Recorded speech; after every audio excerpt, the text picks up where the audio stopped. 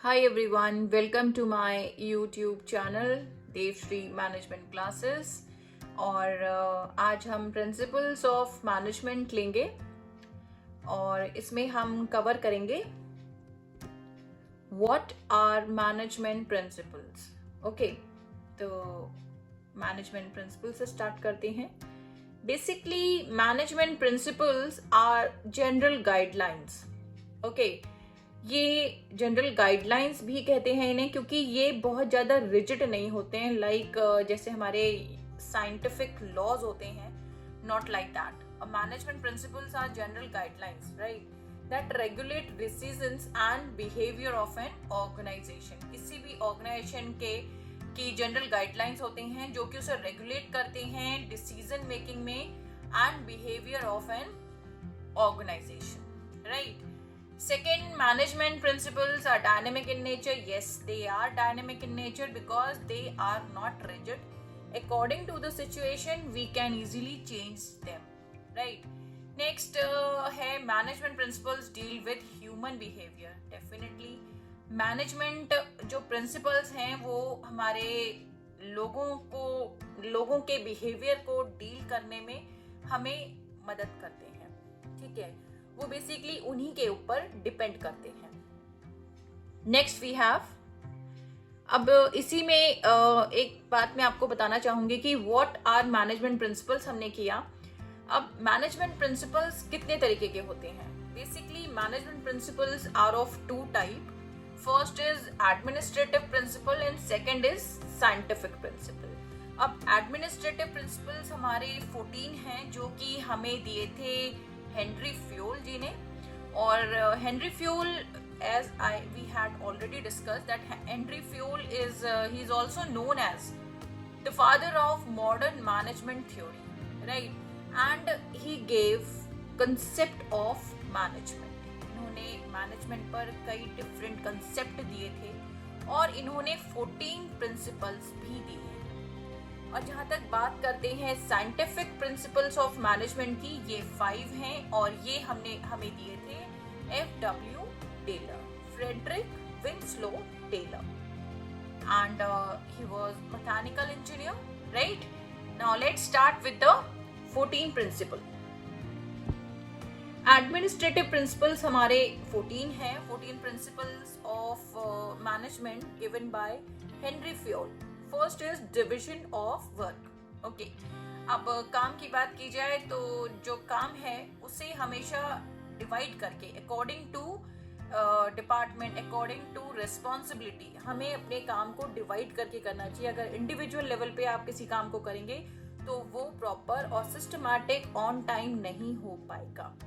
We have to complete our work efficiently and effectively, right? For that we need what? We have to distribute our work among different department in organization and even अगर आप कहीं की बात भी करें, घर की बात करें या बाहर की बात करें या किसी भी ऑर्गेनाइजेशन की, किसी डिपार्टमेंट की, किसी फर्म की बात करें, अगर काम डिवाइड होके होता है तो वो ज्यादा अच्छा होता है।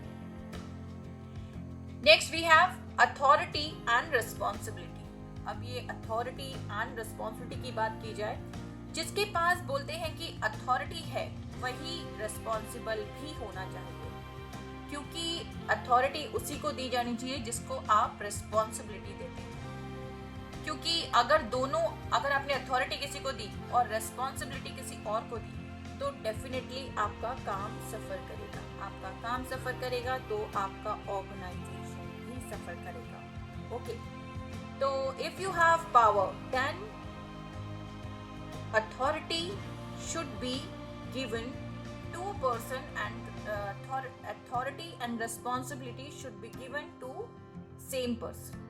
Okay, same department, जहाँ पे भी आपको सही लगे, right? Next we have discipline. अब discipline की बात की जाए तो discipline मतलब system।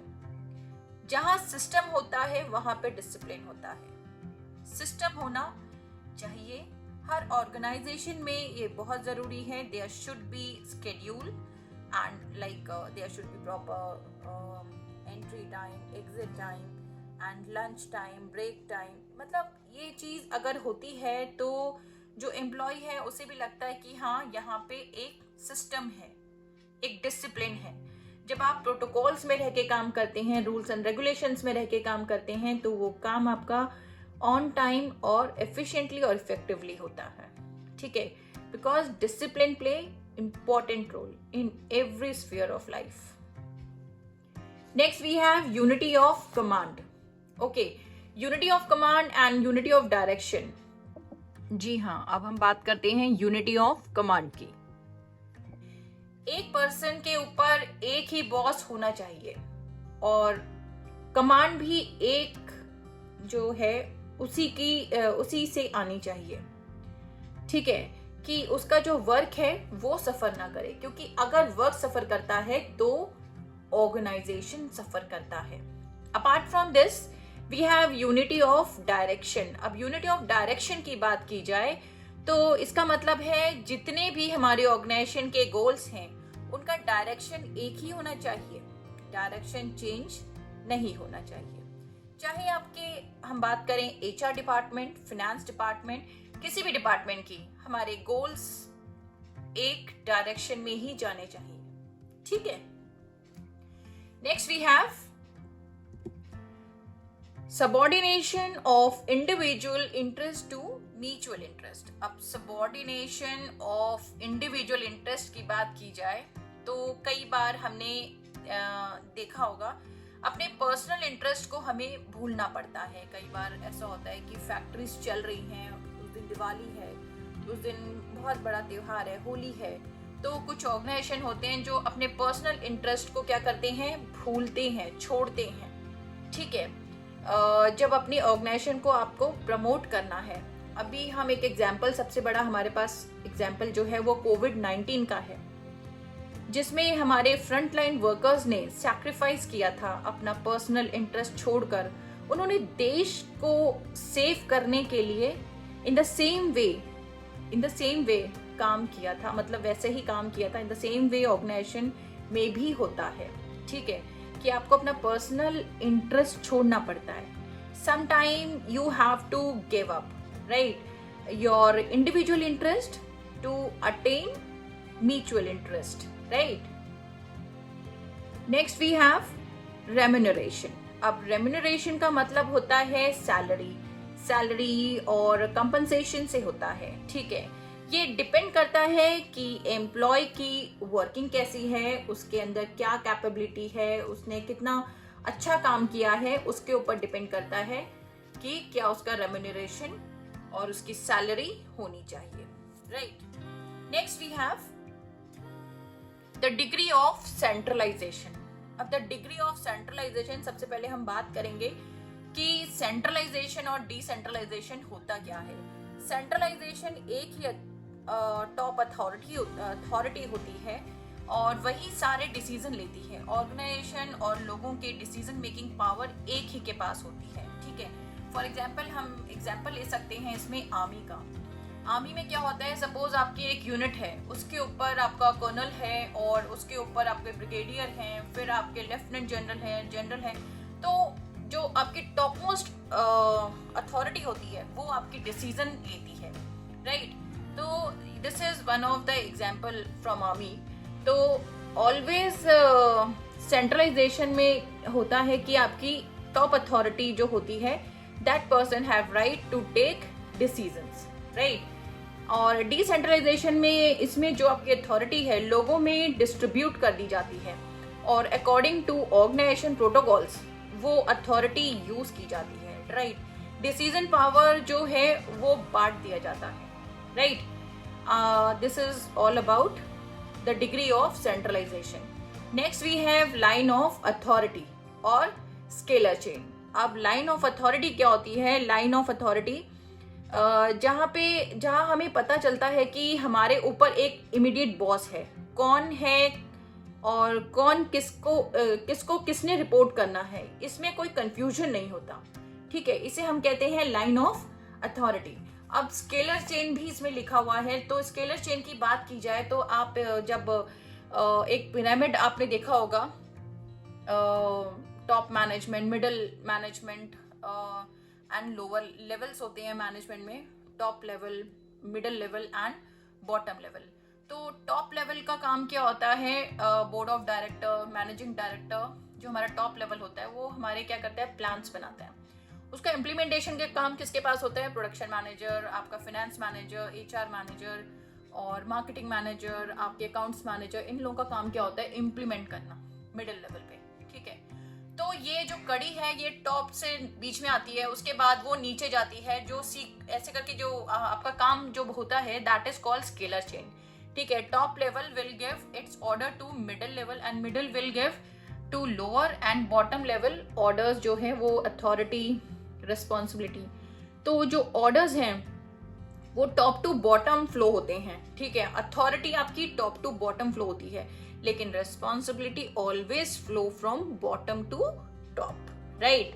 तो लोअर लेवल में आपने देखा होगा, लोअर लेवल जो होता है हमारा, वो हमारा it consist of employees, supervisors, labour, workers, craftsman etcetera. Okay, next we have order. अब यहाँ पे हम ऑर्डर की बात करें तो order means sequence, right. Sequence, suppose हमारी एक मैन्युफैक्चरिंग यूनिट है, so for production we need everything in sequence. For example, जैसे हमारे रॉ मटेरियल्स हैं, रॉ मटेरियल्स के बाद आपको चाहिए होते हैं वर्कर्स, चाहिए होते हैं आपको, you need finance for your organisation, this all comes under order, ठीक है, जहाँ पे एक प्रॉपर सीक्वेंस आप फॉलो करते हैं। Next we have equity. Okay, in equity का मतलब होता है equality. Equality when we have to treat our employee equally. हमने जब डिफरेंशिएशन करने शुरू कर दिए तो वहां पे क्या होता है, डिस्प्यूट्स आते हैं। डिस्प्यूट्स हमें अपने ऑर्गेनाइजेशन में नहीं चाहिए। तो अगर आप सबको इक्वली ट्रीट करेंगे तो definitely that organization will rise. Okay, next we have stability of tenure of personnel. अब stability of tenure of personnel में मतलब अगर अपने एम्प्लॉय को, सपोज हमने एक नए एम्प्लॉय ने ज्वाइन किया है और उसको हमने जितने हमारे ऑर्गेनाइजेशन में डिपार्टमेंट है, production department, HR department, finance department, हर महीने हमने उसे हर डिपार्टमेंट में एक महीने रखा, 8 महीने उसने उस ऑर्गेनाइजेशन में कंप्लीट करे, तो वो किस में स्पेशलाइज होगा, किसी में नहीं, ठीक है। तो उसकी स्टेबिलिटी को देखते हुए हमने क्या करना चाहिए, जिसमें वो कैपेबल है, जिसमें वो स्किल है, उसके अंदर नॉलेज है, उस डिपार्टमेंट में हमने उसे डिप्यूट करना चाहिए कि उसके स्किल और ज्यादा एनहेंस होकर के आए, वो हमारे ऑर्गेनाइजेशन के लिए फ्रूटफुल हो। तो stability of tenure of personnel, we have to focus on that also. Next we have initiative. अब इनिशिएटिव का मतलब है जब कुछ काम हम वॉलंटरी लेवल पे करते हैं। वॉलंटरी मीन्स खुद से करते हैं, आपको बोला ना जाए और आप उसमें इनिशिएटिव लेते हैं, आप उसे करते हैं, ठीक है। whenever any person take initiative in an organization, it's organization duty to promote that person so they can be a good leader in future. Okay, जब भी कोई अच्छा काम करता है उसे हमेशा प्रमोट करना चाहिए, उसे हमेशा आगे बढ़ने को उसको मोटिवेट करना चाहिए, नहीं, you can do much better. Okay, next we have team spirit. अब टीम स्पिरिट का मतलब होता है feeling of oneness. When oneness, like जब आप फील करते हैं कि हाँ मैं इस ऑर्गेनाइजेशन के साथ एसोसिएटेड हूँ, तो दैट इज टीम स्पिरिट, ठीक है। अब हम डिस्कस करेंगे scientific principles of management, principles of scientific management. और जहाँ तक बात है प्रिंसिपल्स ऑफ साइंटिफिक मैनेजमेंट की, given by F W. Taylor, Frederick Winslow Taylor. Okay, सबसे पहला हमारा साइंटिफिक प्रिंसिपल आता है रूल ऑफ थंब। अब ये रूल ऑफ थंब क्या है? Rule of thumb, way of doing things. Earlier we use traditional method, okay, हमने ट्रेडिशनल मेथड यूज करे, लेकिन अब हमारा टाइम क्या है, but now we are using new technology, और हमें ये एक्सेप्ट करना चाहिए, जो भी हमारी अब न्यू टेक्नोलॉजी आ रही है उसे हमने अडॉप्ट करना चाहिए और उसे ही अप्लाई करना चाहिए अपने ऑर्गेनाइजेशन में, जिससे कि we get maximum profit in minimum cost. Next we have harmony. Harmony का मतलब है कि साथ में मिलकर काम करना. इसी के साथ हमारा नीचे फोर्थ में दे रखा है कॉपरेशन, नॉट इंडिविजुअलिज्म. मीन्स अगर हम मिल के काम करेंगे, नॉट इंडिविजुअली बट एक साथ मिल के काम करेंगे, सेम विद ऑर्गेनाइजेशन, तो क्या होगा, you will get good result. सबको मिलकर काम करना चाहिए और हर एक दूसरे के साथ कोऑपरेट करना चाहिए. ठीक है. Next we have mental revolution. अब मेंटल रेवोल्यूशन की बात की जाए तो मेंटल रेवोल्यूशन ड्रास्टिक चेंज, अपनी सोच बदलनी चाहिए. अब एम्प्लॉय जो हैं हमारे वो स्लेव्स नहीं हैं. They have their own rights according to the protocols set by government. और अब जो टाइम है वो टोटली चेंज है, क्योंकि अब जो ऑर्गेनाइजेशन है वो अपने एम्प्लॉय को प्रॉपर ट्रेनिंग देती है, उनको प्रॉपरली मोटिवेट करती है, उनको हेल्थ इंश्योरेंस स्कीम्स प्रोवाइड करती है, परफॉर्मेंस अप्रेजल करती है. इसमें दोनों के व्यू पॉइंट्स होने चाहिए. ऑर्गेनाइजेशन को अपने एम्प्लॉय के लिए सोचना चाहिए और एम्प्लॉय को अपने ऑर्गेनाइजेशन के लिए फेथफुल रहना चाहिए. Right. And last we have development of each and every person to his or her greatest efficiency and prosperity.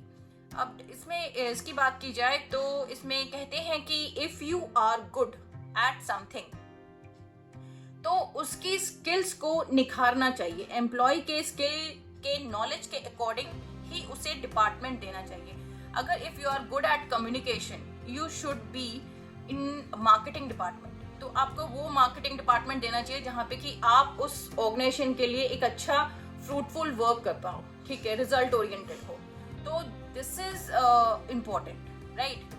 Okay, this is all for today's video, and hope you like this video. And if you like the video, please like and share, subscribe the video. And this is all for today. Catch you in my next video. Till then, thank you. Take care.